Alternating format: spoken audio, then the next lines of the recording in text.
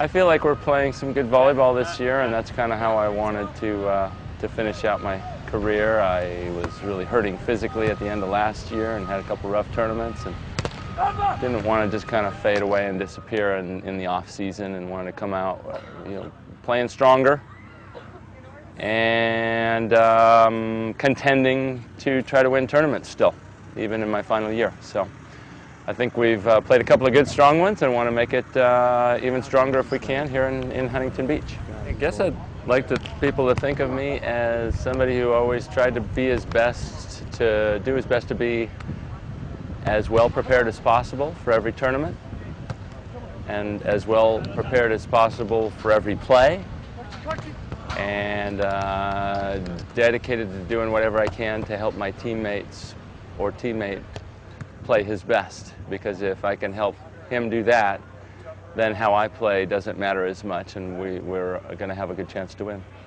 In my volleyball career, I think I'm just grateful for having been able to play with so many of the best players who've ever played the game, indoors and out, and for many of the greatest coaches who've ever coached in the game, starting with Rick Olmsted, Santa Barbara High School, Al Skates at UCLA, Doug Beal, Bill Neville, and Marv Dunphy on the USA volleyball team. I learned a ton from them, and without them I don't think we would have been able to contend for winning gold medals. And also got to play with, like I said, so many of the greatest beach and indoor players who've ever played. I don't know if I would aspire, set as a goal, to be the best, because there's almost always going to be somebody better. And not so much, I think a better aspiration is to be the best that you can be, whatever level that is, and to always strive for improvement and continue to try to get better, rather than, as Marv Dunphy used to say, either you're getting better or you're getting worse, and always trying to be getting better. And for young volleyball players, get out here to what's right behind me on the screen right now.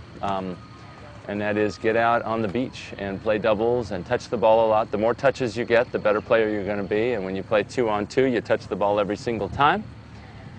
As I said, I always try to be the best prepared I could be, and that's a great aspiration for any young athlete, is to do whatever he can to be, or she can, to be as prepared as possible, to give yourself the freedom to play with no regrets. Hey, I did everything I could to get ready for this. Now I just got to play. Doesn't matter how well I play. I got to give out the effort, and I come in. I'm well prepared. And then the only other thing to think about is just the only thing you can affect is the next play. Can't affect the last play. It's done. Try not to let it affect you too much. I try not to let the last play affect me too much. Whether I made a great play or a poor play, it's time to forget about that and go on to the next one. Oh, I'm sure I have regrets. Probably, should have played with this guy instead of that guy at certain points in my career, but I can't think of any specific ones offhand. There, should have hit line on match point on this play instead of angle. Everybody's got those, but when you play enough tournaments and put yourself in a position to win enough,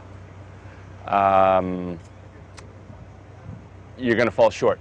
And when I fall short, the way I respond is the way we respond is what sets us apart. Whether you come back strong or whether you let it get you down, and try to use that as motivation to come back strong the next time.